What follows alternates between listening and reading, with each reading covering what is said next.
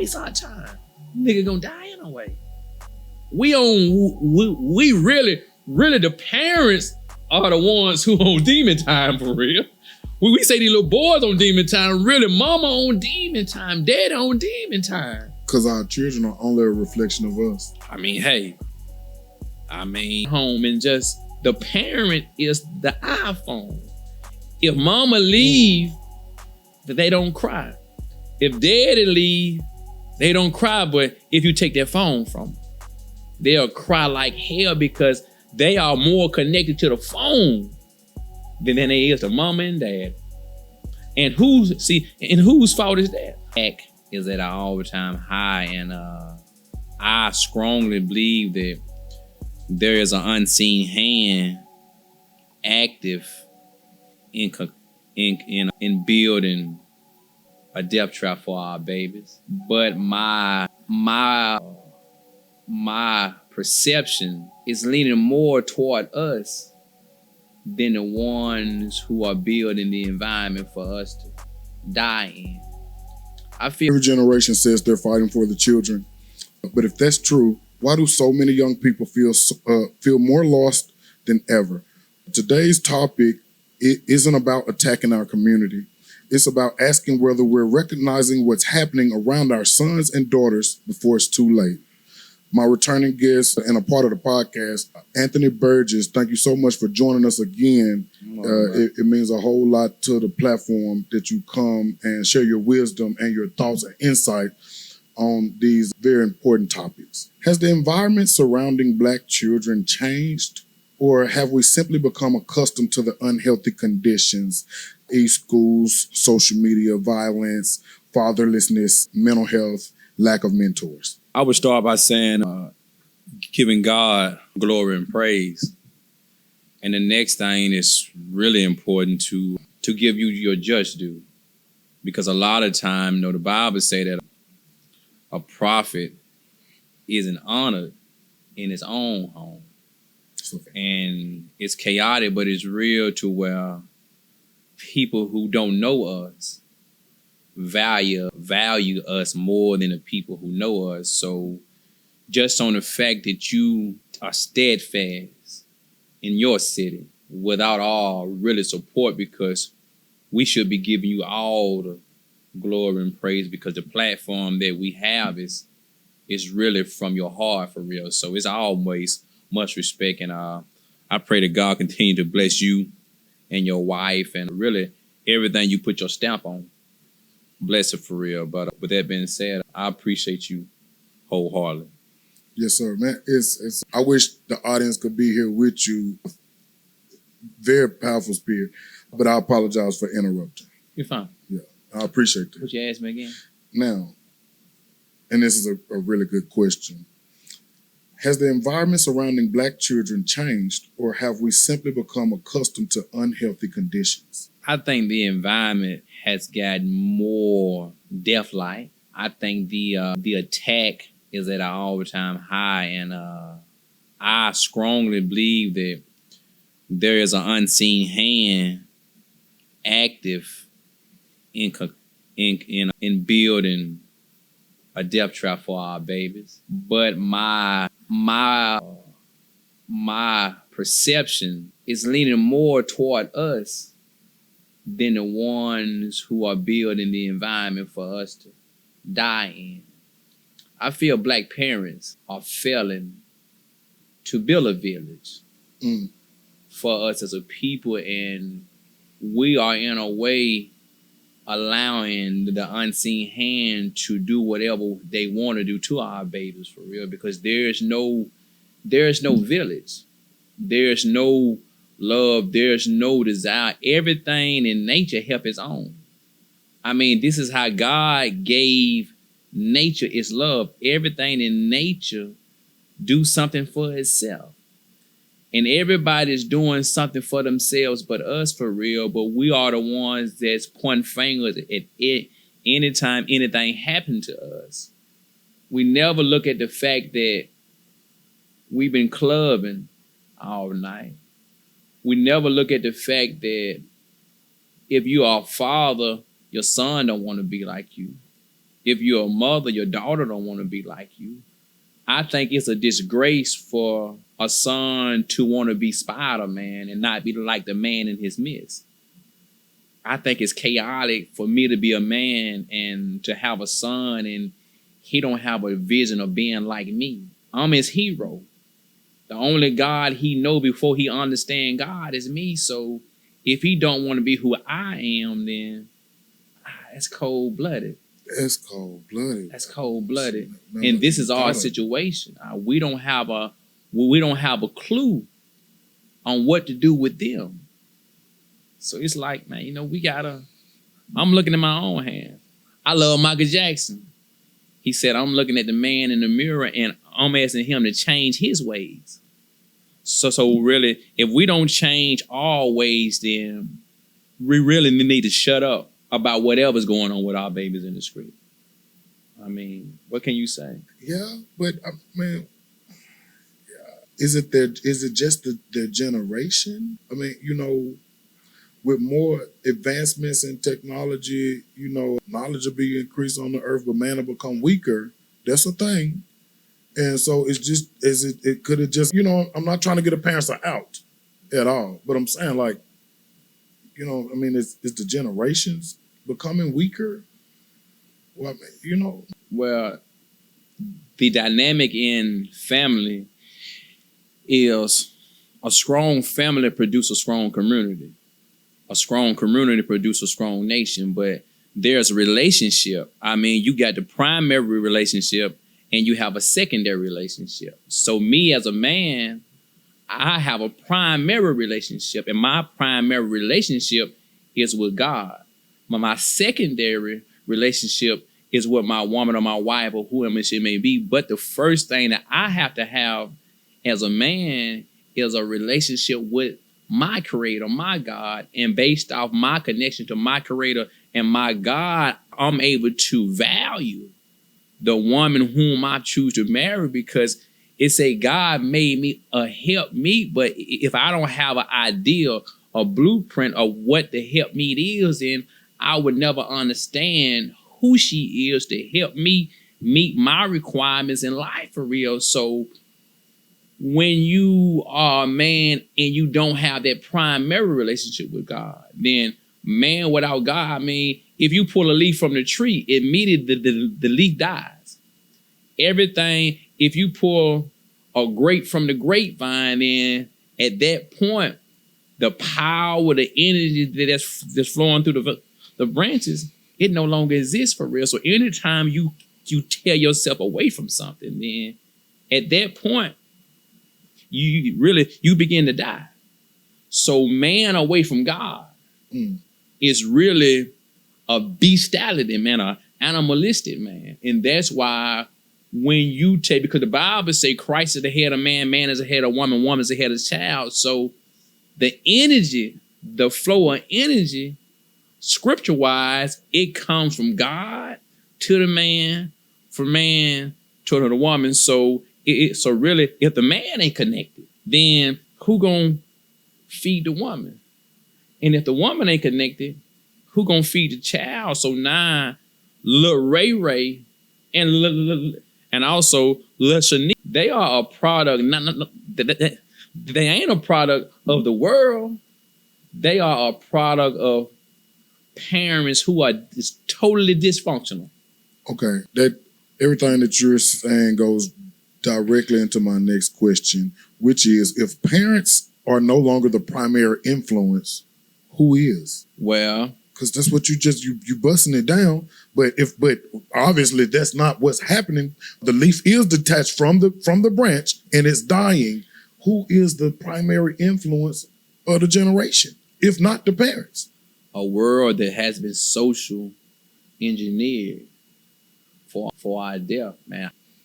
And I'm looking at the only reference that I can go off of, because I believe that the Bible and the Qur'an are the foundation of life for real. But I'm in the mindset of the Bible is only effective if you can upgrade it into this day and time, 2026.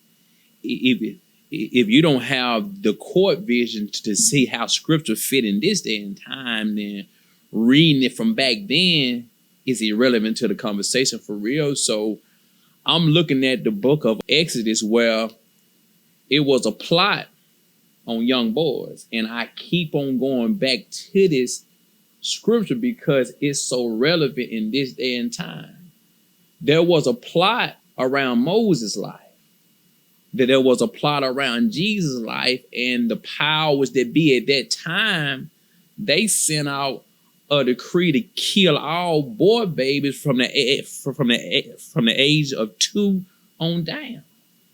So if we read this in 2026, and the problem with us as a people is that we don't believe that it's possible for a man to decree and put down an order to kill babies at 2 years and under. See, we don't think that it's possible in this day and time, but when you look at rap music is a part of that decree to kill the mentality of young black boys, to have them talking about switches, the word YN, the glorification of the Pusheisty man. See, all of this is part of the death creed, but the death creed is outside. How did it get inside the house? So the house is the first school. Home is the first hospital. Home is the first church. Home is the first everything. So a child might go wrong regardless of the fact, but I firmly believe that if home is what it should be, if man is who he should be, and woman is who she should be, then the chances of the child being who they should be is gangster for real. But if mama ain't in the mindset of being a mama, if father ain't in the mindset of being a father, then what happens to this baby who can sit at home and who is allowed to sit at home and just the parent is the iPhone? If mama leave, that they don't cry. If daddy leave, they don't cry. But if you take their phone from them, they'll cry like hell because they are more connected to the phone than they is to mama and dad. And whose fault is that? I can't get mad if a bee sting. It's to be nature to sting. I can't get mad if a snake bite me because that's his nature. So we can't get mad at the devil for being a devil. The problem is we have yet to become God in our house. So how did you get in my house? You divide the house. I made sure that I was trying not to interrupt you, but you asked it the first time, and I'm sitting there, wow, like how did you divide the house? You break down the household. It's no longer man under God, woman under man, children under woman. It's even if the man under God, he's not in the house. Do you see what I'm saying? And so if he ain't in the house, you divide the house, and there you go. That's how it would start to creep in. So what do you think? I'm looking in the man in the mirror, bro. That's my whole mentality now. I'm not looking outside myself. I mean, I'm accountable. I mean, if I'm a failure, then I'm a failure. But my thing is like, we have been crying for years about the forces outside of ourselves, and nobody has came to rescue us from our condition. So if nobody has came to rescue us, and our condition is only getting worse, then whose responsibility is it to save us? It would be ours. It would be ours. But okay, well, I mean, and this is like, you know, this is where the smoke come in at. This is where the smoke. This is where the fire come at. I made a post. I made a post like 2 months ago where I made a statement. I said the preacher of the church, the minister of the mosque, the leaders of the community, all have a prostitute spirit. And a lot of people had inboxed me. a lot of people had called me and were like, bro, you can get more with honey than you can with vinegar. Yeah. And to an extent, I agree. But my understanding of the church, my understanding of the mosque, the preacher of the church have a very critical role inside of the community.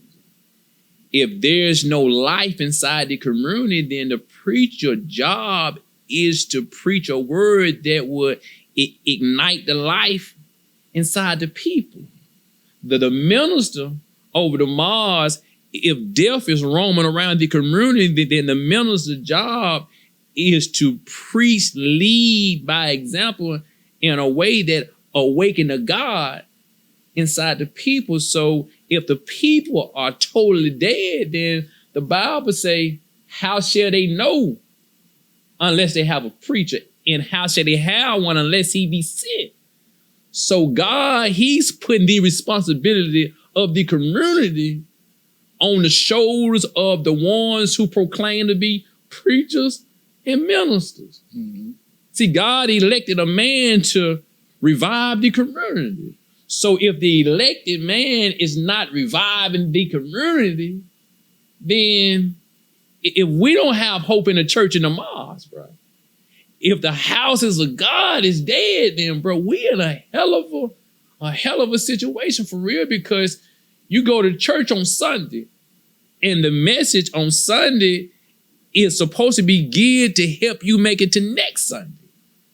Then next Sunday, I'm gonna gas you up again for next Sunday for real. So the mosque meeting is on Friday, Jumu'ah. So Jumu'ah is supposed to help you get from Friday to Friday. So if you stay connected, and get what, bro? Every time you come back, you coming back to plug in your battery, because life, bro, life pull from you. Yeah. It pull a lot from you. So the church and the mosque are supposed to be places of empowerment, a place that you can go when you know your battery, your gas tank is running low. I mean, on the iPhone, you got 100%. You might be on 10%, man. So the houses of God charges to help bring it back up to 100. But if you can go there and there's no empowerment, then, man, is it possible? But now the Bible say that the first place you'll come back to is the church. It's the mosque for real. So I made the post because when you make it your duty to call yourself a leader inside the community, then your life, your personal life becomes secondary, bro. And that's my blueprint on God's workshop. God's workshop is my agenda. I don't have dreams of anything personal. My thing is to one day have, man, a mega building. Mm-hmm. But my goal is not for me no more. I done gave up my own personal dreams, bro. And my reality now is, man, if God can use me to save these little babies, bro, then I'm cool with that, for real. I don't care nothing about my personal fame.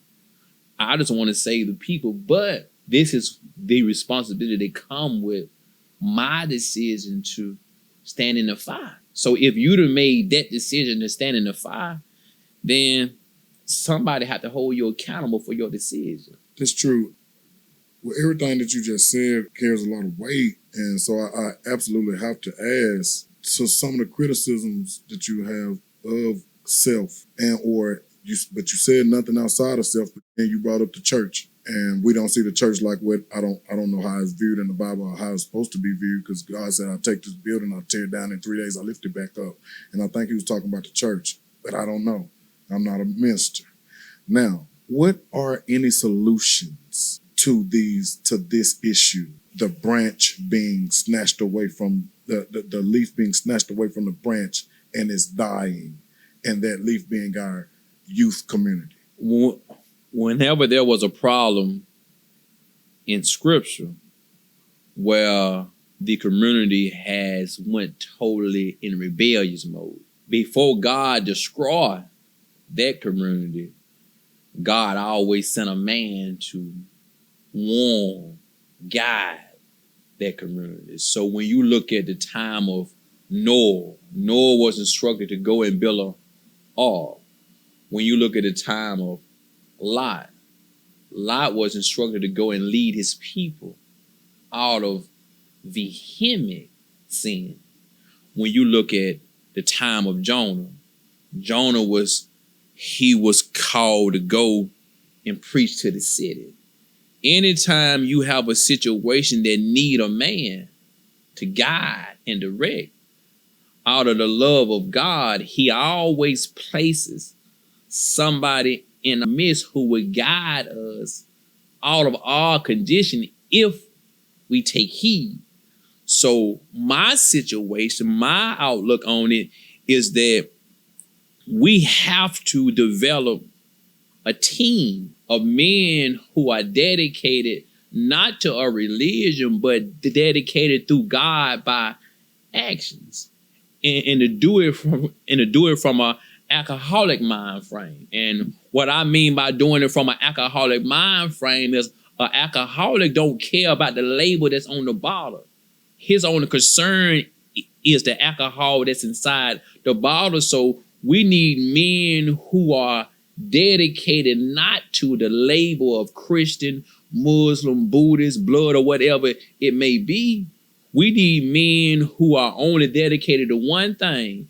If not, it's not my will, but thy will be done. So in the scripture, by Jesus, he never gave what he was doing a particular name. He just said, I'm doing the will of the Father. So my situation is this. We need a group of men who is in the mindset who just want to do the will of the Father. We know what needs to be done. Mm-hmm. We know how to do it, but we don't have that alcoholic mind frame in the sense that if you ain't a Muslim, if you ain't a Christian, mm-hmm. but the world, they don't care what you believe in. They think is, man, they done created an environment of YN environment. This is dangerous. No, and get what, bro? And it's so crazy. Where I told a brother the other day, I said, grandmama would never allow nobody to call her grandbaby. She would have went ballistic. You calling my baby. So grandmama would have never accepted it. So I tell him, how is it that we doing what grandmama never did? We done accepted the term YN on our babies. You could have told grandmama that her baby is a YN. Grandmama would have went crazy because regardless of what he was doing, grandmama always seen the God in her baby. Grandmama always talked about one day my baby is going to wake up. She never accepted these type of terminologies, bro. She never did that, bro. I agree with that. You're talking about grandma from yesteryear. And she just doesn't exist anymore, unfortunately, not for these kids. New grandmama made up YN. And that was really good. It was this guy. He was in Abraham's bosom. And his master asked him, he asked Abraham, he said, Abraham, send Lazarus over here to give me a drink of water. He said, no, I can't do that. And he said, look, at least send him up there to warn my brothers and them. And then he told him, he said, it was the flies thing. He said, the people had Abraham. John the Baptist. And they wouldn't listen to John the Baptist. They wouldn't listen. They had John the Baptist and the prophets, and they wouldn't listen. And so I said all that to say, the people have,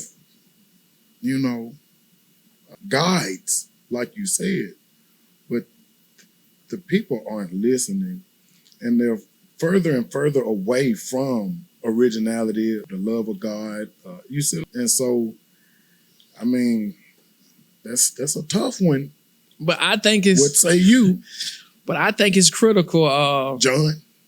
But I think it's critical, and I think it's dangerous to overstep my role.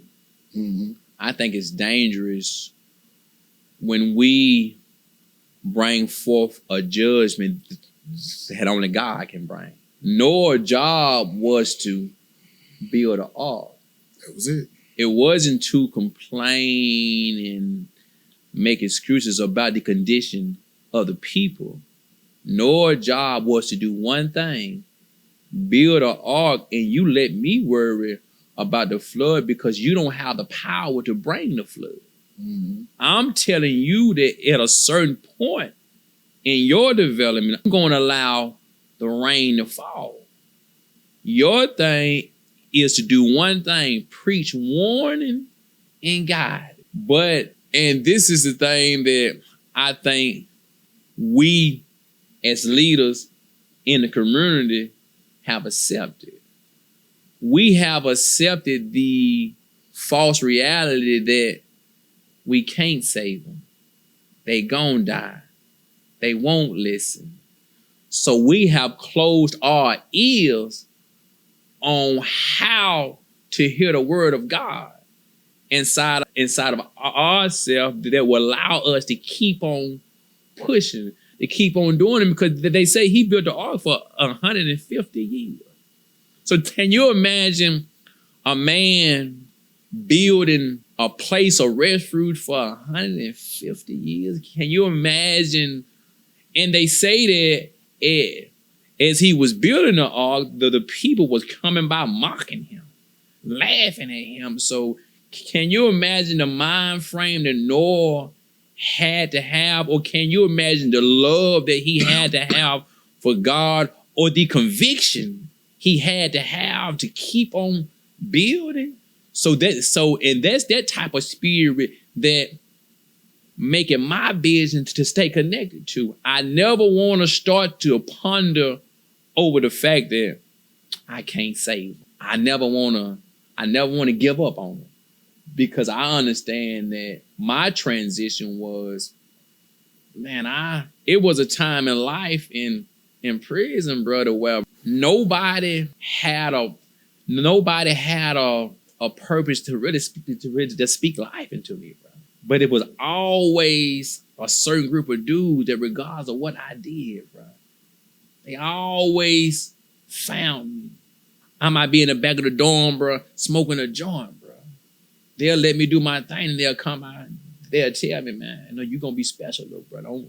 Don't cave into your environment, though. See, I always had somebody who spoke life in me. And from a personal perspective, bro, when you in that dark stage, bro, we might think we don't want it, or we might project the image that we don't want it, bro. But everybody want all this, bro.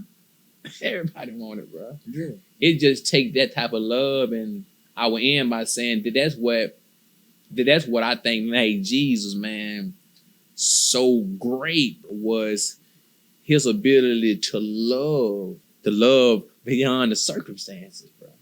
I mean, it takes a hell of a leader to love beyond the conditions, bro. It takes a special man, and we don't have that, and we haven't tried to develop that type of love. And that's why the children have to reflect the leaders. I mean, is it possible that you can disconnect the children from the leaders? A fruit I gotta look at the tree. Yeah, keep building, bro. I gotta look at the tree. Yeah, that's all I can tell you. So the little 13-year-old girl, right? Listen, little girls having their first cycle now. And at 9 years old, she's bleeding. And one of the sayings that I heard in the streets, that if she bleeds, she can breathe. You know what I'm saying? This is a savage type lifestyle, bro. I mean, an old dude told me that if she bleed, she could breathe. But the intake of estrogen is so high to where a little girl can have her period at the age of 6, bro. Because when you look at the soybean patties, bro, estrogen, that they putting estrogen inside the water, bro, they are really speeding up the process of the development of little girls, bro. It's called social engineering on all levels, bro. I mean, this is the condition of the situation, bro. It's even to the point where I was reading where they putting something now inside the water that really mess with men erection, bro. Yeah. It's crazy, bro. So yeah, it's birth control, bro. And so I gotta make this point because you made this point earlier that you know, just what you said, that we can't operate on the conditions outside ourselves. We have to operate off the conditions outside ourselves. What you're speaking on is a condition outside of ourselves, a construct that's being built physical, just in real life, and we can't ignore that because that is vital, or you know what I'm saying, detrimental, the biggest detriment to us, but nothing to do with black people. You just talking about America and the estrogen levels. You feel me? What's in the chicken? What's in the soy? So that's something outside of ourselves, correct? No, sir. That's not outside of ourselves. I highly. That's the man in the mirror. I highly disagree. Every outside reality have an internal force that is tied to. So the best example that I can give is in the Bible where when Adam so-called ate the forbidden fruit, and the world that came from him eating it was a world of rebellion, disobedience from God. But his rebellion produced another lifestyle opposite of the lifestyle of God. And the Bible say, I set before you two ways, one of blessings, one of curses. So what I'm saying is my rebellion, it produces a world. My submission, it also produces a world, but everything that we seeing in the external is going on in the internal. Everything is connected to something in life. So everything have a womb that it got to come out of. So in this world that we living in, where did it come from? Did it come from living human beings, or is it just an abracadabra world? Where did it come from? Because everything has to have a womb. Mm-hmm. Yeah, my only point would be that like Adam was given clear instructions, and so once the apple was presented to him, he did know what, you know what I'm saying, the damnation that came with it as well. Now, a kid eating a soy patty didn't get that warning, right? Yes or no? Don't undermine this. Just yes or no. Come on. We podding here. We got to do it. Well, you know. Did the kid I'm in agreement with you. Did the kid who ate the soybean patty, were they told that this was poison, yes or no?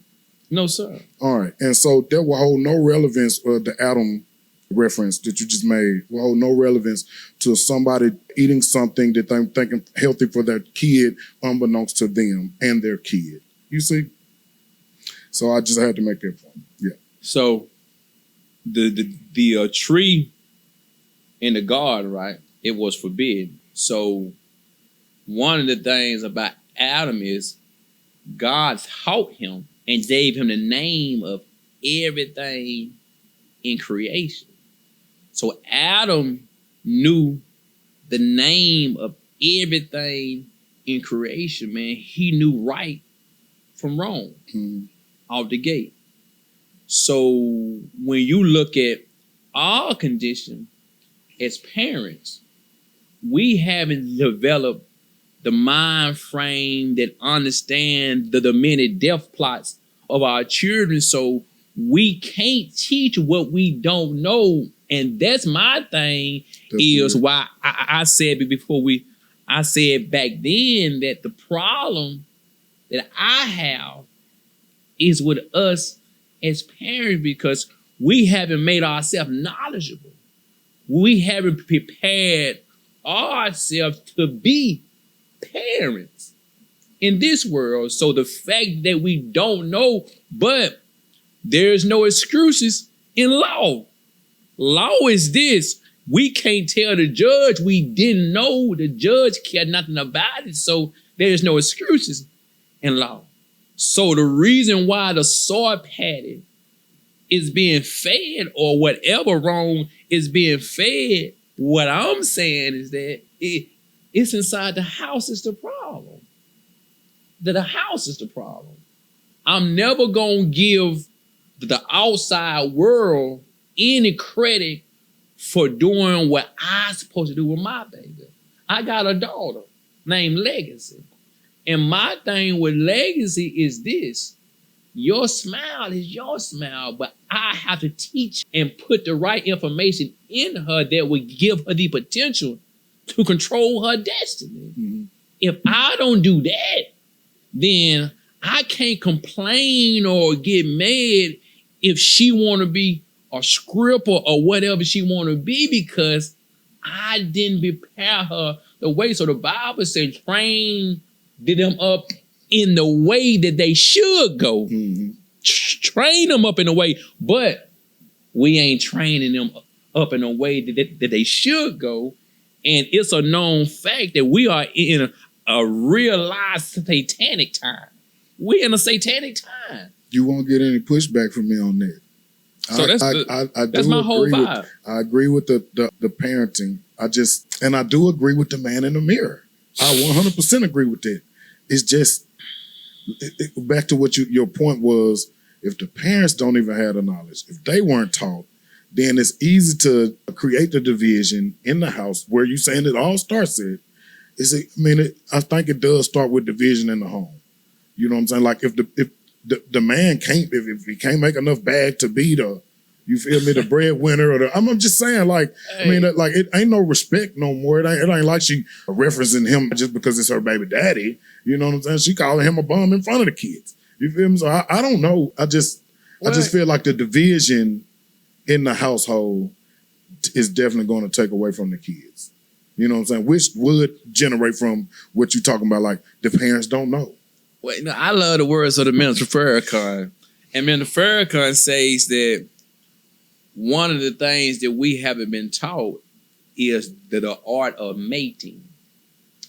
I watched that one. And the minister says that... he said that's the number one thing that they will not teach us either. He said with 3 of them. Yeah. Well, mating is one of the 3 that he said that we haven't been taught. And he was saying that wise people breed for legacy. Ignorant people breed for instant gratification. Plus.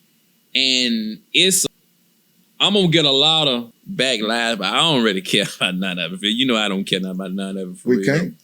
We are looking at a generation that was born off instant gratification. Born off how fat our ass is. Born off how good we heard the head was. Born off, girl, you know he got that sack. Born off, girl, he the one who owned that club. Girl, he the one who got that bag. He got the biggest bag for real. So we are children, a generation of instant gratification versus planning for a generation of gods. So when we have been taught to mate, because you might have a big sister who got all the ingredients that you have to have a bigger legacy, but she don't fit the mind frame of instant gratification because we are not attractive to her per se because of her physical situation for real. But we'll choose a little girl, or we'll choose a sister who body is stupid tough, but she have no God conscience. She really is a satanic mind in human form for us. See, we'll choose this because we haven't been taught how to mate. Yes, sir. We haven't been taught it, and then we don't even care about even God's workshop, bro. My daughter's 6. It's some little boys in God's workshop who's 6, bro. So my thing is that outside of just helping these little brothers save their life, bro. I'm also, bro, I'm blessed with the opportunity to shape a little man for my baby, bro. So when I'm dealing with a little boy who is the same age of my baby, bro, I'm thinking about the possibility of him one day being my baby husband, bro. So I'm in control of the man who gonna love my baby. And this is the thing that I was saying about men in our community who have daughters. We don't even have a desire to get the generation of babies that's our baby age, bro, and raise them to raise our baby, bro. We don't even think about mating, bro. One day she gonna want a man. And we haven't prepared a man, bro. We haven't molded the clay to be what we want our babies to be. So in reality, man, my lack of drive to assist in helping these little boys, man, it's kind of like I'm futuristic, bro. I'm putting my baby in a situation in due time where a dude might rape her, beat her, kill her, destroy her, but we'll blame the devil all day long. But I allowed the environment, I allowed this little boy to continue being bad as hell. So when something happened to my baby, do I really blame the devil, or do I look at the devil that's inside of me? What's wrong with the man in the mirror, man? Ain't nothing wrong with the. I mean, no, we have to look at the man in the mirror. I agree 100% that we have to look in the man in the mirror. But I love you too, bro. I love you too. I absolutely love you. I love this whole vibe. Yeah, bro. I love this setup. Yeah. You know, I love it. I got to do this. You know, I love it. It's perfect. Yeah, and you gotta do what you got to do and say what you got to say. Don't do it because it's for the audience. You know what I'm saying? It's bigger than me and you. And so now, you said strong. The babies back in the day that would be booty call babies, lust babies, bust down babies. What it's gonna be? These the new words. We're gonna put on there. It just is what it is. Let's go with it though. These the bust down babies. That's what you said. You said these the lust babies. They came from, you know what I'm saying? Her aesthetics was cute, and then I wanted to bust her down. Nothing to do with her intellect. I don't know nothing about her spirit. And vice versa. I don't know nothing about his spirit. I don't care nothing about that. You feel we busting it down. We don't even know. We ain't known each other that long at all. And or if we did, I was choosing, like you just said, I was choosing off of he the man or she bad. And so damnation begets damnation. How do you see it? Now you make me have to go back to the verse you was using when God blew everybody up, just destroyed the whole city. Do you see what I'm saying? Because if you got a Sodom and Gomorrah, what do you do? Can you find, he's told Lot, can you go find, well, how many men as a 50 at first. Can you go find 50 men, Lot? He said, can you find one? Can you find, he busted all the way down to one, he couldn't find one. So now, I'm not saying we're there, but I'm not saying that we're not. I mean, this might be worse than Sodom and Gomorrah for all I know. Well, I don't know. It's 1,000. We are, if Solomon could head back and see this world, he would go crazy because Solomon would go crazy. It's 1,000 times worse. So it's to the point to where, and I did a lot of wrong, bro. I've made a lot of bad decisions, bro. And when I look at my daughter, bro, I made a decision to really, man, just to work on me as a man out of love for my daughter, because I understood at some point in her development, bro, she's gonna see the reality of who I really am. And a little girl who is unaware of who you are because of her mentality won't let her see you. She automatically assumes that you are that type of hero. So I never want my baby to grow up in the mind frame, in the spirit of me being a hero, and she turned out that I'm really a monster, bro. I never wanna hurt her to the point to where, like, I never want to cause her no more pain. I done put her through enough pain. ready from just my lack of ability to discipline myself to ignite what I know. I was blessed to go through a long time incarcerated I was able to gain a lot of information where my mentality outgrew my actions. We're talking about, so that's why I say in the Bible, he said the things that I shouldn't do, I do, and that what I should do, I don't do.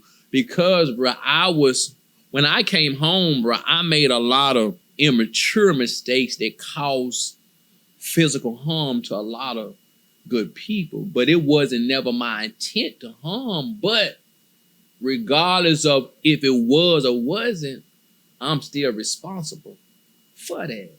So I put my baby really in an uncomfortable situation because, bro, I wasn't ready to be a father, bro.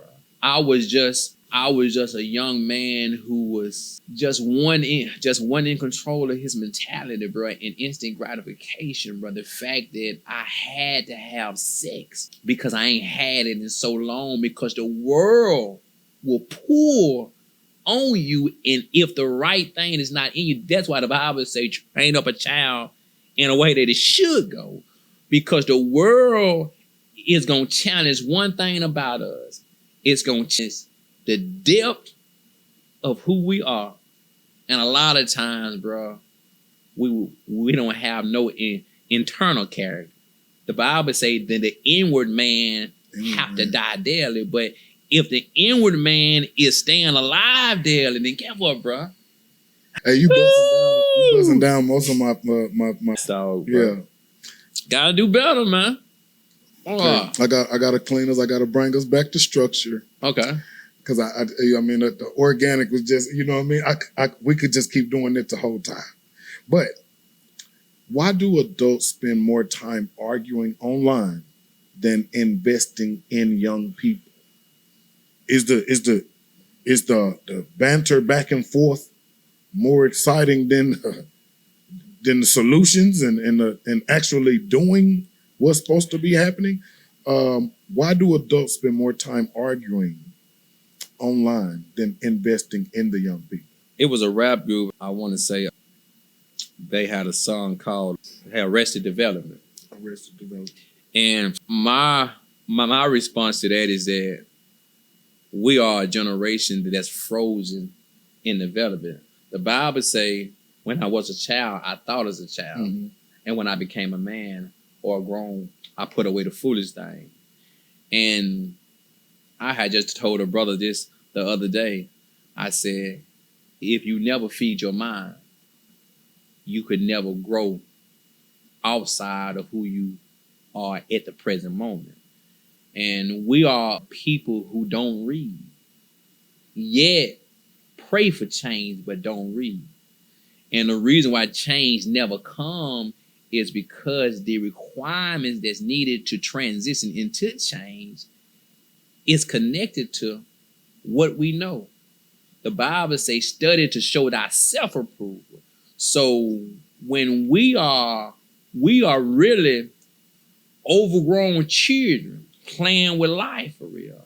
And that's why you can see us at 35, 40 years old still beefing on Facebook, fighting on Facebook, we doing what children do, because in reality, man, we are some overgrown children who have yet to understand that there's a requirement on me. My job is to grow myself into a man. So if I choose not to grow myself into a man, then the only thing I can do is what children do. Children mess up. Children bicker. My daughter and her sister, they were arguing about a watch the other day. Just going back and forth for like 30, 40 minutes. But now this is the same thing that's going on Facebook, though. That's a fact. The same thing for real. So, and that's why I say, bro, everything is coming back to self, bro. Self-development is a must, bro. If we don't have a desire to just make ourselves decent people, bro, then there's no prayer that we can make that's not connected to action that could ever give us what we have to give ourselves. Arrested development. Headed for self-destruction. That was wonderful. Thank you so much for that. Moving forward, off camera, you was explaining to me about God's workshop. And this particular question isn't about God's workshop, but you was letting me know that you're trying to teach the kids about the Good Samaritan and how to become that. And so my question is, what does being a Good Samaritan actually look like today in 2026? What does a Good Samaritan actually look like today? A Good Samaritan in 2026, I would have to say it's a man or a woman who willing to put their boots on the ground and just focus on doing God's will. That's how I see the Good Samaritan, man. He never cared about who they were. His only mentality was he seen a man laying on the ground in need of help. And he made a conscious decision out of his character to put the man in a better situation. So he stopped whatever he was doing because he understood that there's nothing more valuable than human life, for real. And this is the thing about a Good Samaritan, man. If you love something more than you love human life, then you could never be a servant of God, because God, his number one business is life. Saving life, for real. So I love the Good Samaritan because, man, his mentality was unbiased. I mean, he stopped. See, he was going somewhere. Mm-hmm. And he was able to stop anything on his personal schedule. And I just want to see you live. So that his value system was dope, for real. So, and I like to go inside the mind frame of things. And one of the things that I was looking at inside the Good Samaritan was what made him so grateful. I mean, what made him stop? What type of conviction did he have? What type of gratitude did he have toward God that allowed him to make this wounded man his main business? Well, you got me searching for the scriptures. I mean, what made him stop? Because see, we see people all the time, bro, at Circle K stores, homeless people, but we never stop, bro. We never stopped to give him anything, bro. So and this is just how I question the reality of who I am, bro. Because see, I consider myself a man of the cloth, bro. And one of the things that I pride myself in doing, bro, is if I see you, bro, and you need it, bro, you can get it, dude. You can get it, bro. Mm-hmm. I'm willing to sacrifice life, bro. Saturday morning, bro, I dropped my daughter off at her grandmama's house, bro. And I stayed gone, bro, damn near half the day with God's workshop. And my baby, bro, she be wanting me. But I'm on a mission, baby girl. I'm building you a village, baby. I'm building you a group of kings, man, who gonna protect you long after I'm gone. I gotta prepare a world. I gotta clean the playground up for you, baby girl. I can't let glass and broken bottles and cigarette butts, I can't let the playground be dirty. I know you finna go play in it, bro. This world, bro, at some point, bro, children is going to this world, bro. Yeah, that's a scary thought. compassion always costs something. What are young black boys desperately searching for? Oh man. And this the spot that I wanted to go into the young brother that, got the situation in Mississippi. And I don't know what the situation was, but just out there all alone seemed like to me it seemed all alone. And I just want to know what do you feel like the young black boys are searching for? In God's workshop, man, we deal with a lot of little boys who don't have a father nowhere around them for real. And man, the majority of the pain that lead to their bad decision making is based off, man, they just want to be loved, bro. They want to be loved, and it's dangerous when you are born into this world and you don't have a blueprint on what you should be.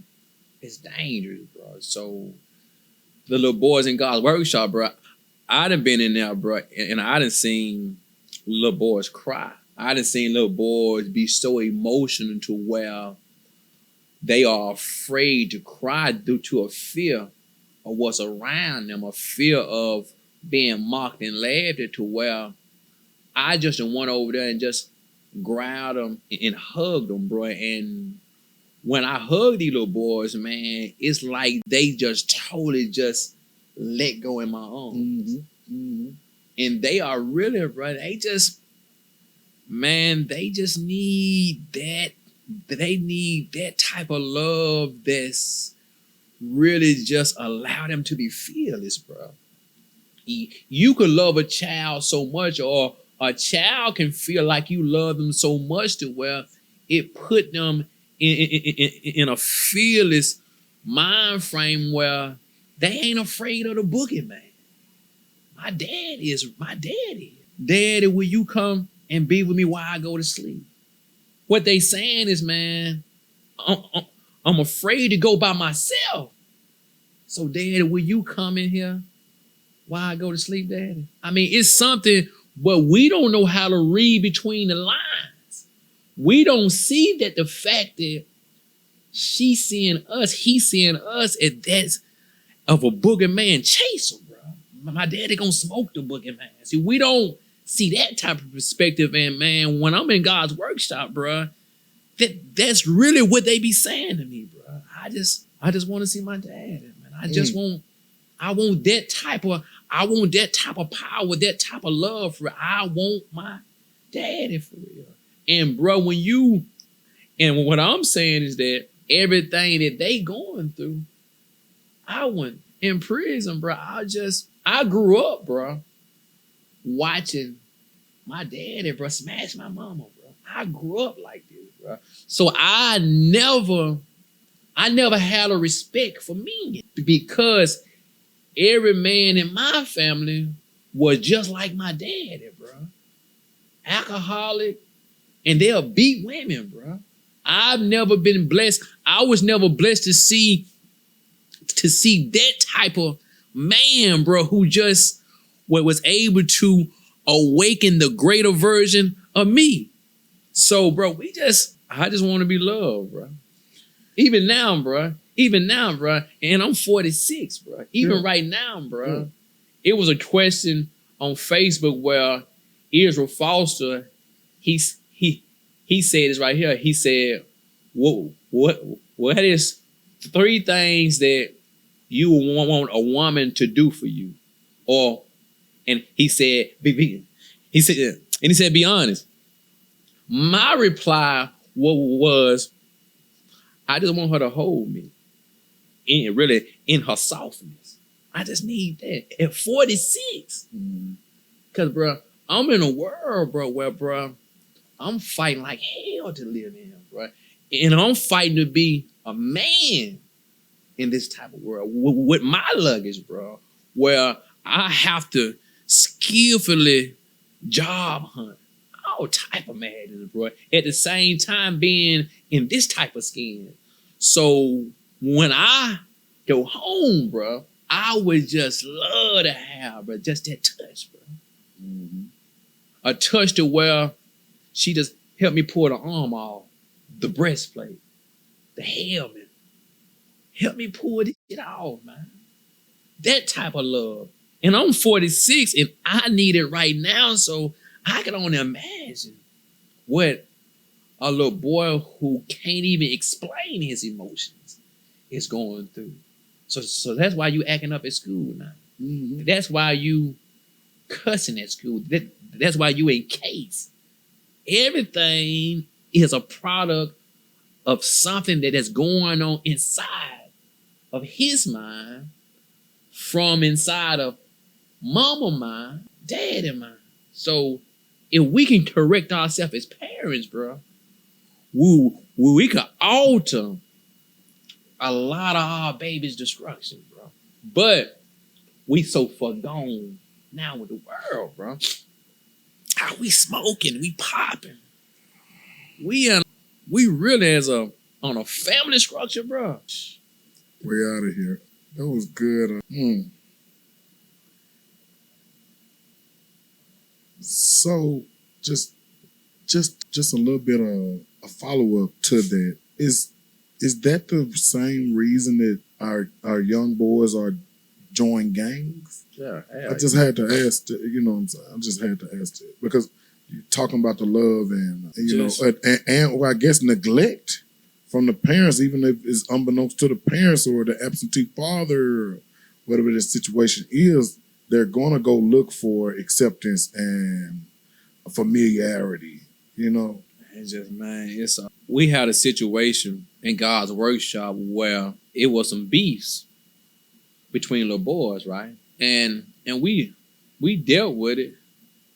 But bruh, you dealing with pain wrapped up in life, bruh. So they join because, bruh, thing is superior, bruh. It's a form of fatherhood, bruh. It's a form of guidance and direction, bruh. It gives them meaning and purpose in life. Instead of growing up and and just having a desire to be a man, little dude, bruh, he want to be a blood, crip, vice lord, a disciple, bruh. He don't even want to be a man.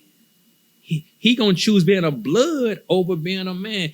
He gonna choose being a gangster disciple or growth in the village. He gonna choose these things over being a man because, bruh, the man that's supposed to help him grow into a man, he don't even have a desire to be a man. I mean, he don't have a desire, man. He don't. I mean, it's just, bruh. And my thing is this, bruh. And I'm standing on it with my life, bruh. When Adam did what he did in the Bible, bruh, God never went to the serpent. He never went to Eve first, bruh. God did one thing and he said one thing. Adam, where art thou? He wanted to talk to Adam, bro. He didn't want to talk to the forces outside of Adam. He wanted to talk to Adam. So in year 2026, man, in 2026, bro, is it possible that God is going to make the same call on us as men? Because the Garden of Eden was a workshop. My body, bro, is from the same garden that he put Adam over. So my body could be a Garden of Eden, bro.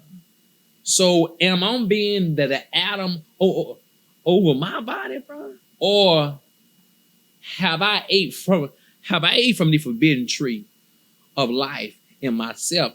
Have I made a decision to feed off the negative mind of myself? Because in reality, bro, the tree in life was just, it was dead. A tree of evil, as they say. So have I made a decision to build my life around a thought inside of myself that's negative? Do I want the biggest bag, or do I want to sell heroin, fentanyl, drugs? Have I made a decision to feed off the tree of evil within myself? If so, though, bro, at what point would God say, Anthony, where are you? And why did God ask him where he was at? Is it possible that God wanted him to reflect on where you was in a mental plane? Where have you allowed yourself to drift to? Where are you? Not in a physical sense, because he knew he was in the God, but is it possible that God was asking him not because he wanted to hear an answer, because he knew where Adam was at? Is it possible that he was asking Adam because he wanted Adam to reflect on where you have allowed yourself to get to? You didn't allow yourself to be you didn't allow yourself to be a deadbeat dad. You didn't allow yourself to be a pedophile. You didn't allow yourself to be a drug dealer. So where are you on a mental plane? So the thing that I ask myself daily, where are you on a spiritual plane? Where are you on the journey to God? Or is you just or is you just another nigga in the land who just sound good, look good, drive good, with no substance though? So the Bible, it speaks of a cup white on the inside with dead bones on the inside. Look good, but if you prick the conscience, it's kind of like a sister who's stupid tough. But when you and her start having sex, it stank, Major. But she looked amazing. But at a certain point of it began to stink. I didn't know. At a certain point, I mean, when y'all go home and she pulled her hair off, the lashes come off, the nails come off. Now you got to deal with the reality of who she is. And the majority of the time, when we see this reality, a baby is forming in the womb and we gone because the instant gratification of what I thought I was looking at, it came off, and what I like is over there on the dresser, Major. She ain't even wearing it no more. Yeah. Now her hair ain't that long. And that was saying nothing bad about the sister, because it happened to the man too. Yeah. You see me in the box Chevy, I'm riding. Yeah. But I just got through having sex with a woman, and I just came home and put some clothes on. I didn't even bathe myself, man. Now I'm getting you to get on his head, but now when you get on the head, the head stank, man. You like, it's just a world of, but I hit you from the head stank, but you still let me hit it from the back in the back seat. With no condom, no nothing. You pregnant. Ain't got money for an abortion, but you have the baby. And definitely have an STD. Yeah. The baby is born not with love, but with regret. So now the man, he's saying that, man, you've been with everybody in the city. That ain't my baby. So he can see the little boy. And the baby can look just like him, but it wasn't done in love. It wasn't done in God. Everything was done from a physical, death-like standpoint. So now you have a little boy, man, who mama mad because he here, and daddy, he don't even care daddy here. Now who gonna do something to him, bro? Who gonna raise him? He's definitely gonna be resentful towards both parents. Anger. Anger. The energy is gonna just be, man. His face could even look like the regret that you spoke on, the lust that you spoke on that he was born out of. You know, and he growing up in self-hate. Yeah, hate women. Kevin Gates had a song where he said, my mama was a hooker, so I fell in love with hookers. So, hey, man, I mean, can we blame the little boy? Because the Bible say the pot had to have somebody who shaped it. So are we going to ignore our hand and put all the blame on the baby? Okay. We're going to justify the lack of parenting and say, he never listened to me. You can't justify the lack of parenting. You never gave him the advice. Who listened to you? Yeah. Yeah. I have no pushback. It's major. After that dialogue, I have to ask, I mean, it's just a wonderful transition into this next question. Is the Black community too defensive when difficult conversations like this comes up? Because all we want to do is deflect. You already combated the Black community from deflecting, so you can't deflect. But that's all we want to do is deflect. Is the Black community too defensive when difficult conversations come up? We are emotional beings who don't live in the world of intellect. So it's a saying that I go by. It's called I over the E. And I over the E means intellect over emotions. Yeah. So we are a community that's live inside of an emotional environment. And anytime you don't, for example, I play basketball. I'm probably the best indicator. I think I am.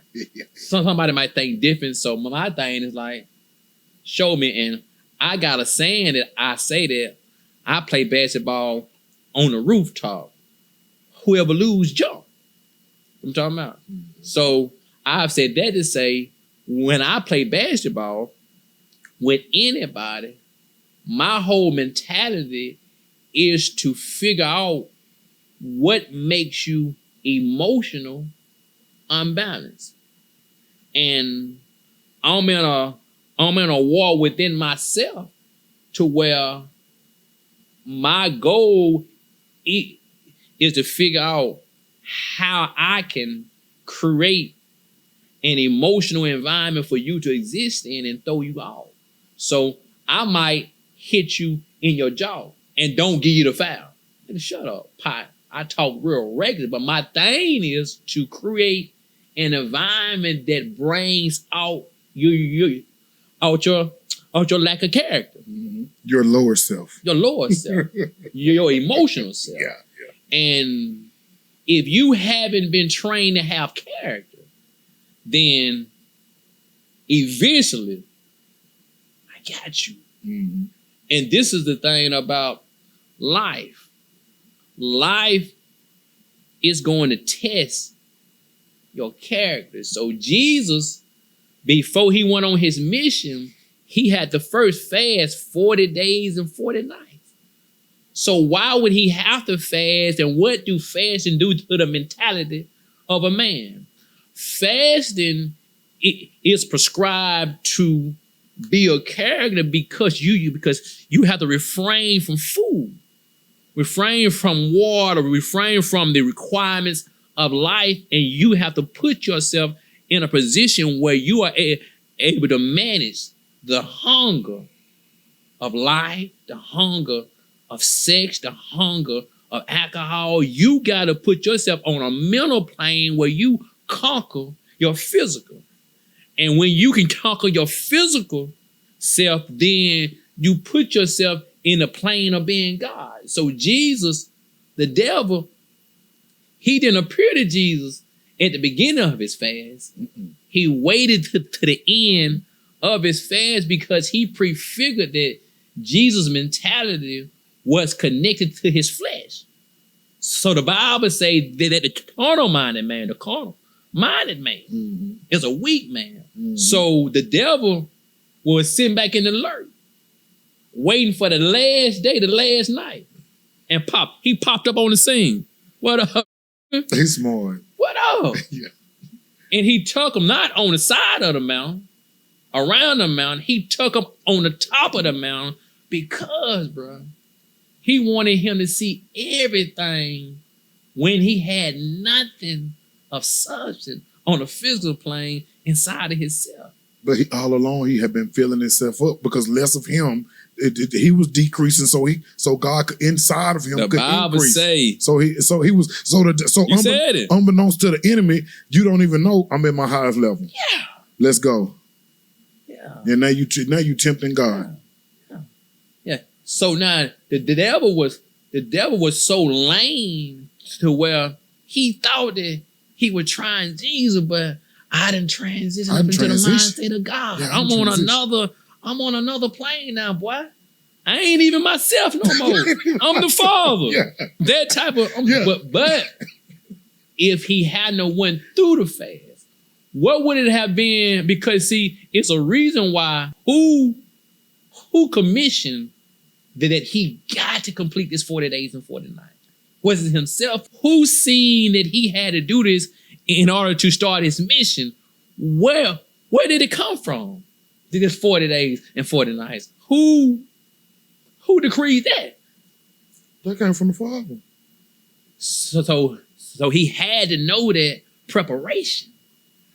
I'm finna put on you a mission that you gotta be in control of yourself to deal with. So life's the same thing, bro. The enemy would have been better off coming day 10. Yeah. I would have came by day 5, right when the body, because after so many days, the body like, okay, well, I'm good now. But I'm good. I would have came soon as the body would have been like hitting Jesus, like, man, I'm hungry, man. I ain't feel kind of like going through withdrawals. But here's the thing, though. When you messing with a man who was born to do it. Yeah, no, he wasn't gonna win. I was just saying he'd have had a better chance. Yeah. You feel, instead of coming late in the fast when he basically built up. God is, you know what I mean? Yeah, like you said, bro was the Father. And that's our problem. We ain't doing what we born to do. No. And anytime you're not doing what you're born to do, then you don't have God calling on your life. You don't have God mercy around your life. So you really free game because you really outside your calling. And anytime you outside your calling, man, the world always gets you. But Brother Burgess, the only catch to that is sometimes it can be so difficult for a youth and or a young man or a aging man to ever find their purpose.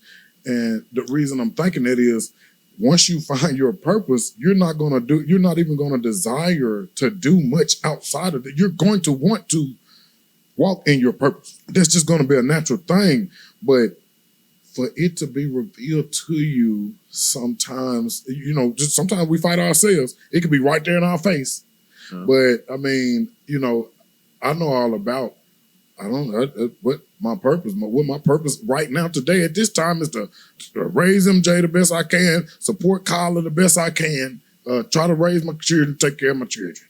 You see what I'm saying? Sometimes I can't see the you know what I'm saying, the forest for the trees. You see what I'm saying?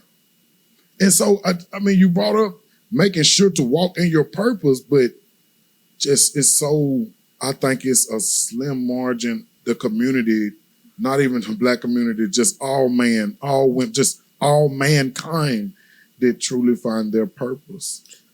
Henceforth, what you just said, most people don't walk in their purpose. I think we live at a time where it's like in the mindset that I'm in now, bro, everything that I do and say, it goes back to home, bro. Because home is so important in unlocking your purpose, bro. It's so important, bro. It's like now, bro, with the and I got to use this, bro. God, bro, when he decided to bring Jesus into existence, bro, he did one critical thing, bro, that changed the whole dynamic of Jesus' life, bro. He put a man in Mary's midst, bro, who was driven off God, bro.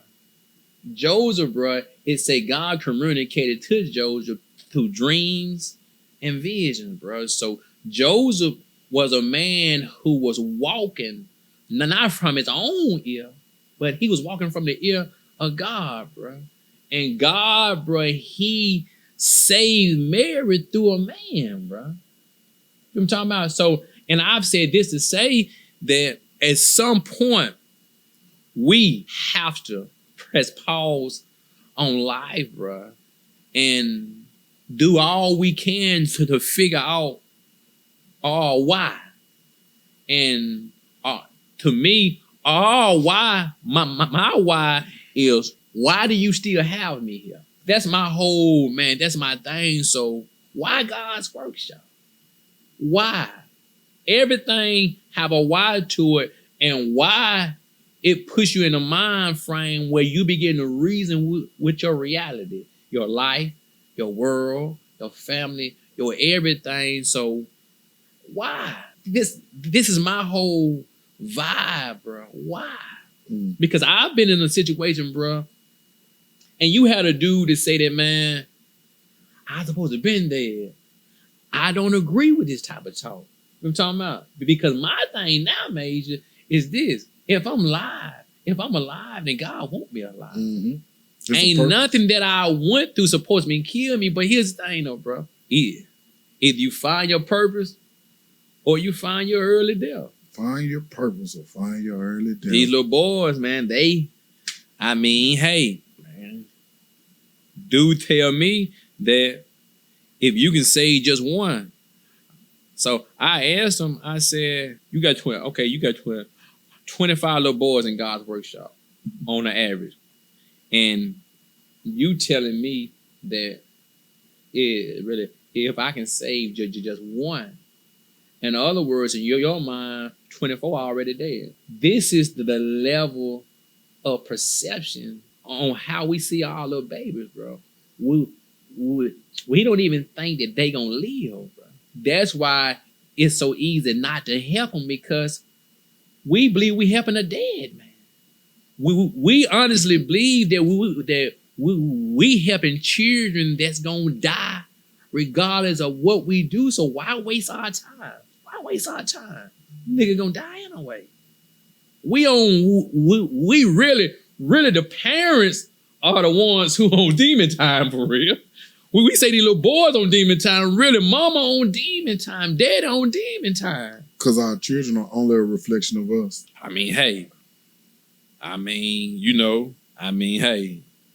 Adam, Eve was on a reflection of Adam. So God, he went straight to Adam. So is it possible that the real YN, mama and daddy, is that possible? The real YN is mama and daddy? The real YN is mama. And let me say this right here. Because I know I've been talking a long time, but let me say this. Oh, do your thing. When you are a woman, right, who have had a child by a man, and the man you have had a child by, he don't want no dealing with the child. But you got a bunch of sisters. You got a bunch of aunties. You don't have really a man who would take the time to raise your baby. So if you have a mud puddle and you set a baby in the mud, the baby is going to reflect the mud. So if you have a little boy who is in a family of women, and if you put him in this family, then what you are doing is, out of a lack of knowledge, you forming an emotional being. So a wise mama would, the same way she go and pick out weave to fit her skin, shoes to fit her feet, a wise woman would go and pick out certain men inside the community and develop a relationship with these men and create an environment for her baby to go and sit with men. A wise mother would do it. And this is why I stress all the time that if you don't have a man around your boy, send him to God's workshop, because a little boy needs that masculine nature. He need that grit. He need that grind. He need that discipline that deals with strictly raw love, the highest form of love, discipline and character for real. So if you are a wise mother, see, God did it with Mary. God went and got Joseph. He didn't let Mary, he could have just let Mary just have the baby without a man even being around her. We wouldn't have had a savior. Oh, talk that. Yeah. Listen, what he did though was this. He knew a man was needed. That God is that protection, bro. And it didn't only help the child, but it put Mary in a different mind frame. See, it's something, when you watch your wife, bro, and you and her out in public, bro, and something get crazy, bro, and she grab your hand or she grab your bro. In her nature, bro, she know I got that type of man. And I'm cool with my baby. I got that. And that's just the power of just being a warrior, bro. But get what, bro? When you, and I want to say it, when you are an ignorant mama, then on a reality scale, you damn near sin. You damn near sentence your baby to death. Because it's a certain type of energy that's inside of little boy that it's gonna take a man to tame. And when you don't have a man there, and when you don't have the foresight to go and get men the same way you pick your weave out, then you go and get medication, Adderall, some type of drug, and you allow the people outside of you to say your baby have a mental disorder and he need this type of medicine to do what a man is not there to do. So in reality, you make your baby into a young zombie at an early age, and that creativity, that energy, bro, that energy that he had, bro. Now, instead of him jumping on the couch, bro, now he's sitting on the couch like this, Major. Yeah. Now he can't even play video games now. Yeah. Now he's a week from now, a month from now, bro, his body is calling for really a father, but the medication has been put in the place of the father because, bro, when you are in the mind state of being a devil, bro, you can only do devilly shit, bro. And I'm never blaming the mother for nothing, because anything done in ignorance, bro, God has came to correct this type of a situation. But when you know better, you do better. I got a book at home called it's called Before They Grow. Heal Them Before They Grow. And the book is called Kill Them Before They Grow. And what the book is saying is that it's speaking on how schools who have these young teachers who don't have that grandma love, who don't have the patience to deal with a child who is energetic by his makeup. And the best solution is he autistic. He's a child on diagnosis. That's the best solution. Because when a man and that's why I'm so hard on men, because, man, she doing what she doing because, bro, she don't have no help, bro. You done made her a widow, bro. And you physically alive, but she's a widow because oh, man. Yeah. I got to represent God workshop, so excuse me for that. Yeah. But she's a widow because she got a dead man who is dead to his own activity of self, bro. So now you got a woman, bro, who's fighting the world by herself, bro. And the only thing she know how to do to calm her baby down, bro, is getting on medication, bro. Now, bro, 10 years from now, his creativity, because all it does, bro, it kills the creative, it kills the energy that he have to manifest his calling, but everything in life have to have energy to live, bro. The sun gives everything energy, and the energy that it get, bro, it help whatever bloom, bro. But get what, though? Man, if ain't nobody there to understand this little boy, man, he jumping on couches. Yeah, he'll climb the roof and jump off the roof if you allow him. Mm-hmm. And that's because, bro, when you born for a purpose, bro, God gives you a different type of energy, bro. And we stress that this generation is born to fight the enemy, bro. They born to take back community, but the enemy is there, and they feel it, and they gangster on all levels, but they don't have the wisdom of grandpa, bro. And if they ever get the wisdom, and this is what happened in God's workshop. We match the energy with a mind frame of God. So now you got a young boy who is beginning to love God with the energy to conquer the world. Mm-hmm. And all we do, bro, is sit back and let them do their thing, bro, in due time. But it's repetition. So that's why we do it every Saturday. Need to do it every day, but every Saturday is mandatory because it's that repetition. Constantly, every Saturday, you've been told you great. You, God, I love you. I believe in you. I want you. I need you. Hug you. Hold you. Giving you shoes. Getting you clothes. Feeding you a hot breakfast every Saturday morning, man. Mm-hmm. Giving you money when you need, just vibing with these little boys like that, bro. And in due time, bro. But if we get the community, listen, bro. If we get the community, bro. If we get the community, because, bro, it's a millionaires in our city, bro. Plenty of them. Yeah, it's a millionaires in our city, bro, who we got the information, man.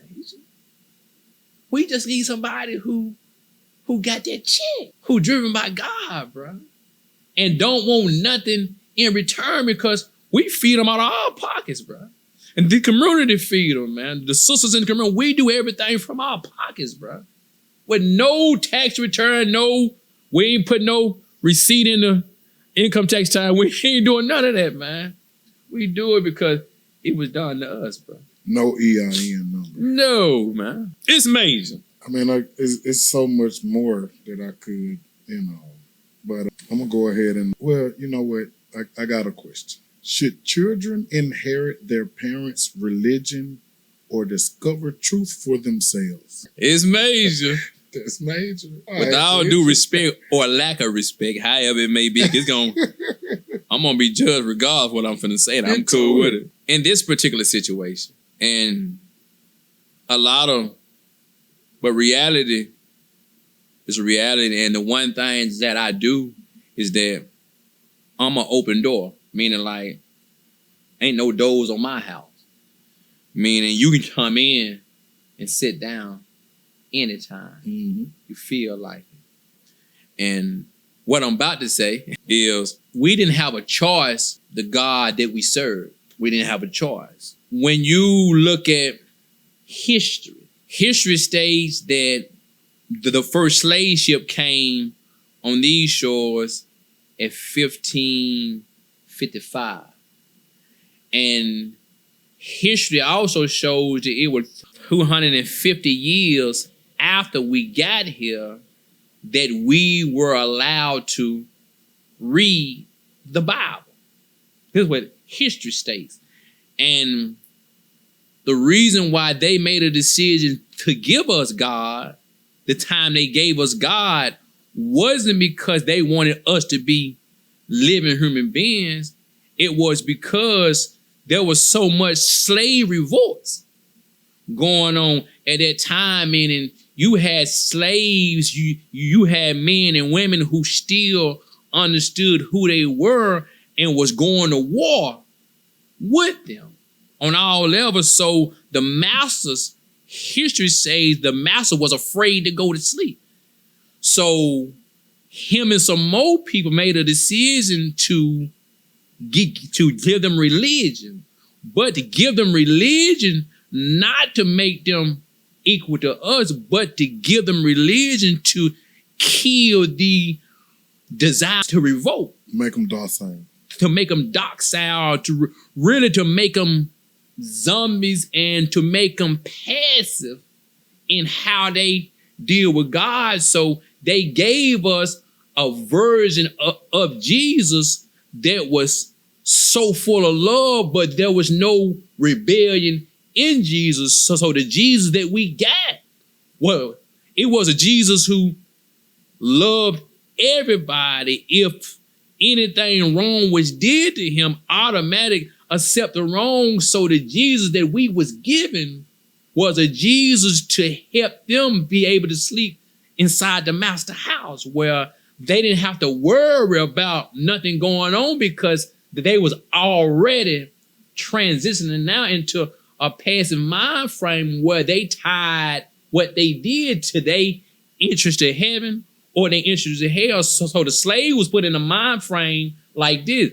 if you disobey your master, you going to another hell after already being in hell on earth. But if you obey your master, then the hell you going through now is going to get you into the pillars of heaven, because it's 12 gates up there with milk and honey, but the gates come from the land, the honey come from bees, the milk come from cows, but it's a land of milk and honey up there. So in reality, bro, we was given a falsified perception of Jesus. And the first preacher that we ever had in these shores, he was handpicked. Who, Nat? No, the first preacher. Okay.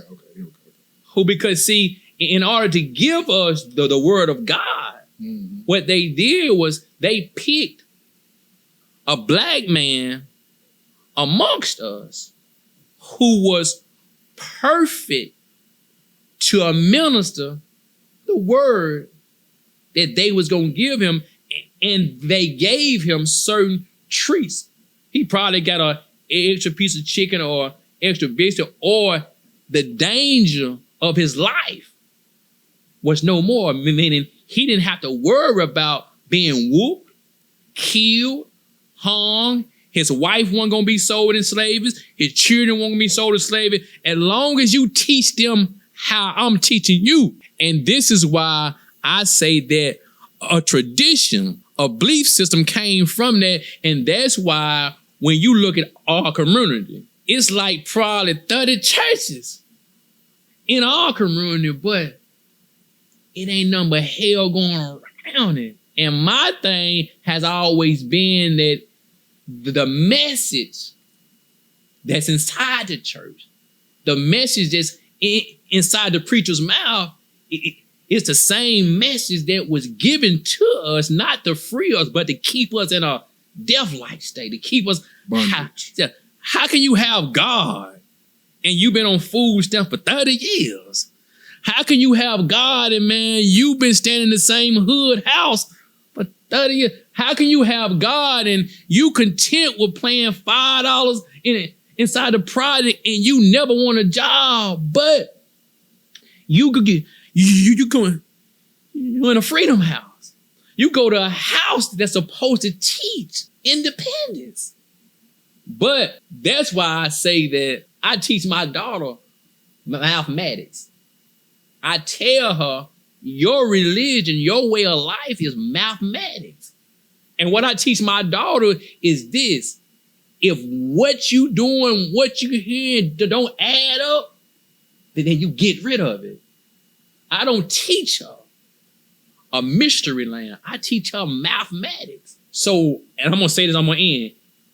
If we was to bring in the element of mathematics to everything that we believe, 99.9% of what we believe might be getting thrown in the garbage. So from 1555 to 1776. Get me in trouble, mate.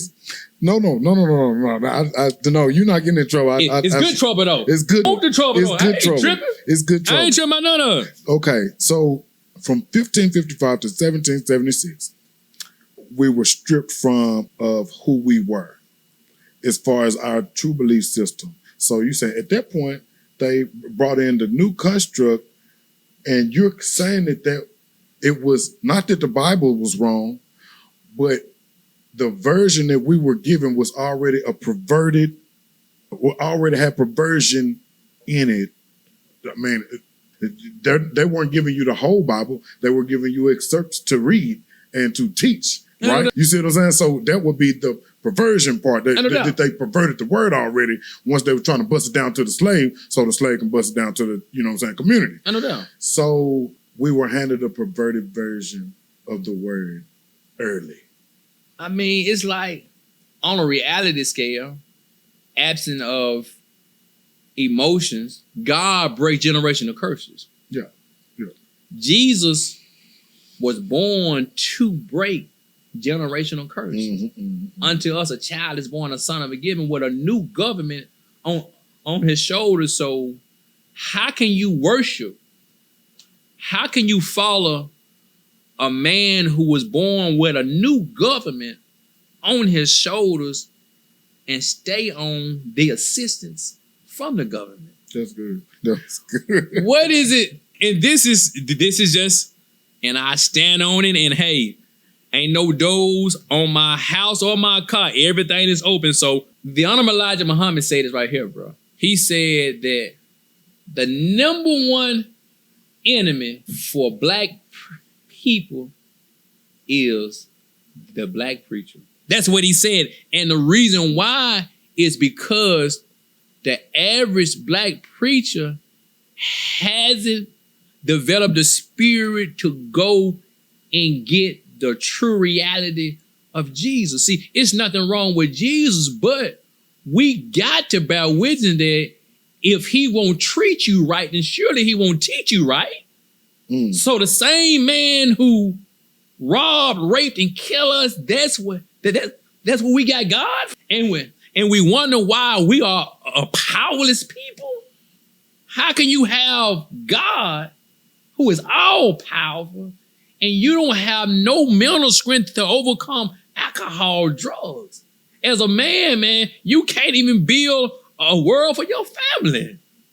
But you got Jesus all in your mouth, but for some reason you can never manifest this Jesus in your actions. And see, I know you're not dissing Jesus. I know you being facetious towards the people, and I know you saying you couldn't be serving the real Jesus, or you couldn't be believing in the real Jesus because he wants you to live life more abundantly. But you still stuck under these old constructs. You still got food stamps. You still got hood, and so that's crazy. Well, I'm gonna say this right here. Go ahead. The Bible say, "Unto us a child is born, a son is given, a king, the Prince of Peace, mighty God." But it says the word, a new government would be on his shoulder. So if this scripture is true, then what about the government that was already in existence? What about the religions of that time that was already in existence? So when Jesus came with his new government, the new mentality that he brought, did he accept the same religion that was already here? Or did he bring a total new reality on all planes of life? Well, from his own words, he said he didn't come to change, but to fulfill the words. And every time he spoke, he always referenced the Torah, the Old Testament. And so, but nah. I mean, they said he did, you know what I'm saying, something about new. He said he came to fulfill, and that he didn't come to bring peace but a sword. You see, and so the Torah stands today. The Ten Commandments stand today. This is it's the law. He came to fulfill the law. Yeah. So the Bible came, about a few hundred years after he was already gone, because it says Luke and all them, they say that they got everything that they got from eyewitnesses who witnessed Jesus for real, that they never really walked with Jesus 70 years before. So my question is this though, that Did Jesus know about the book, or was Jesus the book itself? And the thing that I'm saying that there was no need for a physical book because you had a man who you can look at, an example that you can look at, and that's just the power of being a man of God. There was a book though, and so that's what he used that same book. He used the law to flip the game on the Pharisees and Sadducees. Remember? Right? Remember? And so there was a book, and he did abide by it, and he was calling himself. But now here's what I beg the difference on. And revelation always conquer all worldly information. Mm-hmm. Yeah. And the thing that I'm saying is that what made Jesus so special was he was connected to God.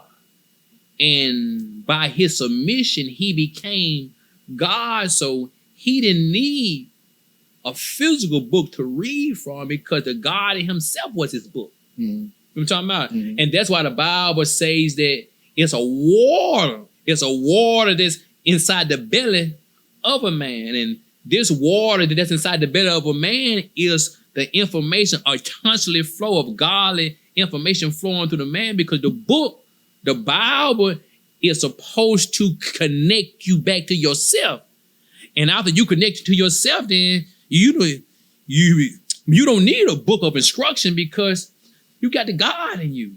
That's more powerful than the book. But if you don't know the God in you, then you need a book only to introduce you not to a God outside yourself, but to a God inside yourself. Mm-hmm. And once you connected with this God, then man, it says that in a time of trouble, then don't worry about what you would say. Just listen to the God in you, and he'll say it for you.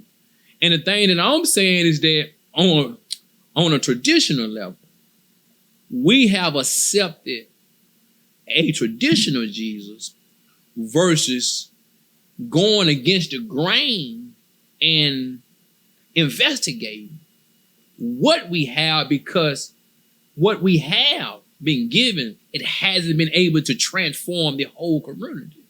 You got a couple people. I mean, like now, you got a preacher once says right here, he said, if you can pull up at the church and you automatically know what the preacher is driving, then you in the wrong place. And he came back to say that the goal of a preacher is to equal out the plane of life for his people. If he driving a Jag, then it need to be 30 Jags in the parking lot. The goal is to connect you to your God.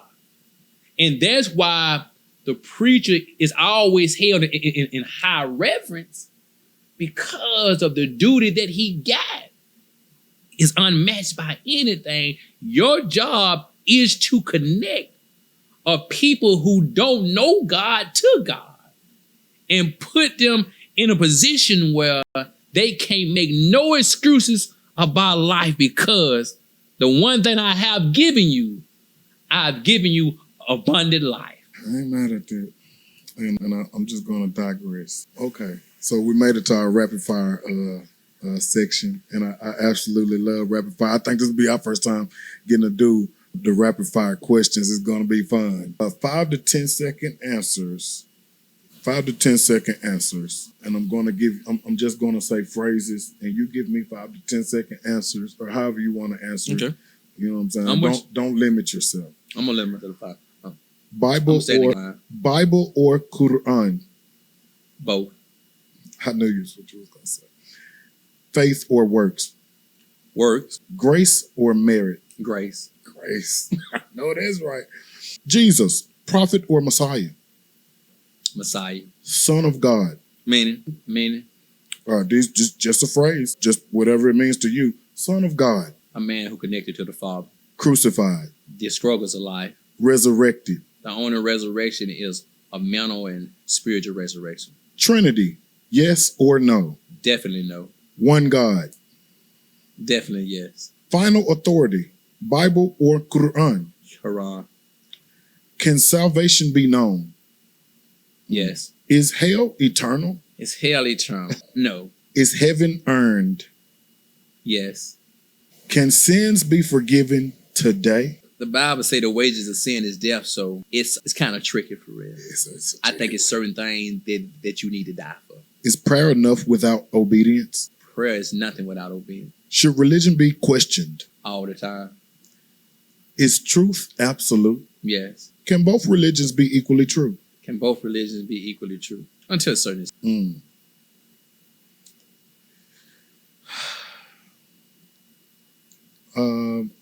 We're going to go ahead and take it lighter. Coffee or tea? Coffee. Morning or night? Both. I like that one. Church or mosque? Both. Read or listen? Of course, read. Old Testament or New Testament? You got to pick just one. Oh. I would too if I had. Yeah, if I was on the spot. Favorite biblical figure? Not Jesus. Joseph. Well, you brought him. You talked about him. That's it. He the first step baby dad. My bad. I'm just playing. Favorite prophet? Job. If you had 1 minute to tell the world about God, what's the first sentence you'd say? Look at my life. Now, do you have anything in closing? Yes.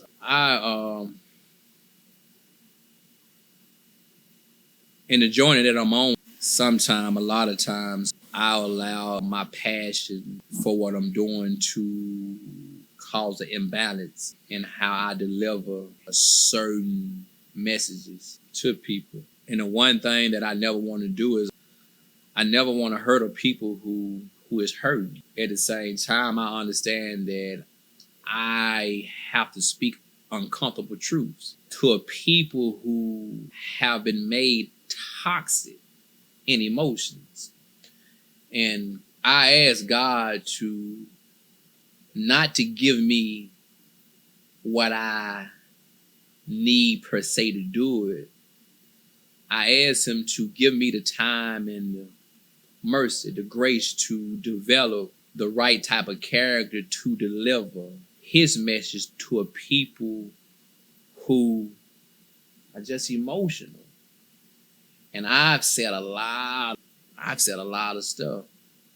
And if I have said anything that was spoken from my emotions, then I apologize.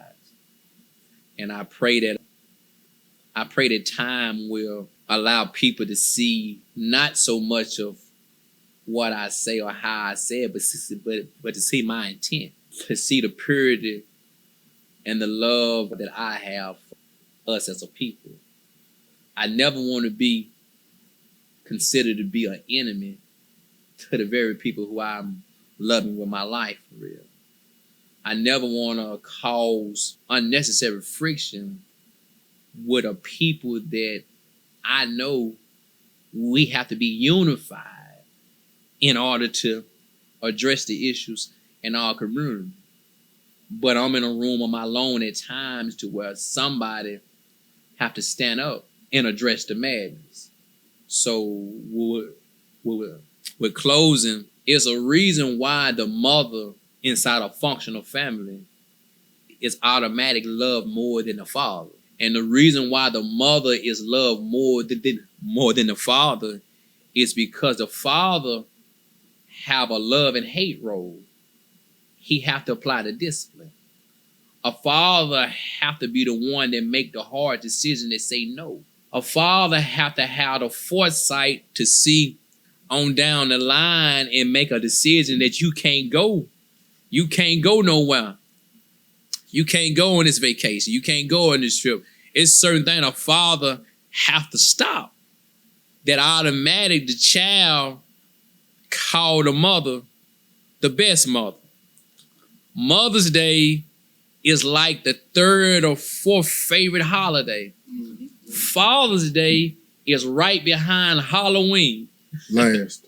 Yeah, and the reason why, because the father have an uncomfortable position. Mm-hmm. He have to be hated without a cause. Yeah. So with that being said, I'm in a position where I have to be who I am. And being who I am is going to cause a people who don't see proper reality to see me improper in my reality. And I pray that God allow everyone to be patient with me because I'm a work in progress. Mm-hmm. But the one thing that can never be denied is that, man, love is just uncompromising for me. I mean, I'm in the trenches. Yeah. I mean, when I went broke just to start God's Workshop. I got fired from my job with probably $30,000, about $40,000 in my 401k. I could have went and did anything with it, flipped it, or whatever. I exhausted almost all of it building God's Workshop, going places, going speaking places, doing this, paying my bill because I didn't want to work. I wanted to establish God's Workshop. I didn't want to work. Was it naive? Was it crazy? Who cares? I made a decision to follow my dream. So I had got a job in Huntsville where I was driving 40 minutes away. I was offered several jobs, but they all conflicted with me starting God's Workshop and my daughter. So I ain't taking them. I took a job 40 minutes away just because it fit my schedule. I drove back and forth to Huntsville with money that I didn't have. But get what though, bro? If God is God, then He God. Mm-hmm. If I can't trust Him, then I don't need Him. So I'm going off that type of energy, that type of time. I end up getting another job 8 minutes away from my house. But a test had to. Yeah. I had to be tested. So my character and my love for these boys is undeniable. You might not like what I believe in. You might not like what I say or how I say it. But if you examine my work, though, that's the thing. Yeah, and God is with you and working through you, and just continue to do what you're doing. Ain't no doubt. Yeah, and you're going to continue to grow. Don't even worry about that. Whoever's supposed to be with you, under you, for you, helping you, they'll be there, because God gonna provide that. I have, in closing, I don't believe our children are the problem. They're growing up in an environment today that they didn't create. The question is whether every challenge is intentional or accidental. The question is whether we're willing to recognize harmful patterns, take responsibility where we can, and become the adults our young people need. If this conversation causes even one parent, one mentor, one coach, or one neighbor to reach back and invest in a child, then it's already made a difference. But we know this is going to reach way more than one person and one child. And that's major. Thank you, man, for joining. It's major. It's major. Oh. Love. Hey, it's definitely love. Oh, it's definitely love. It's major.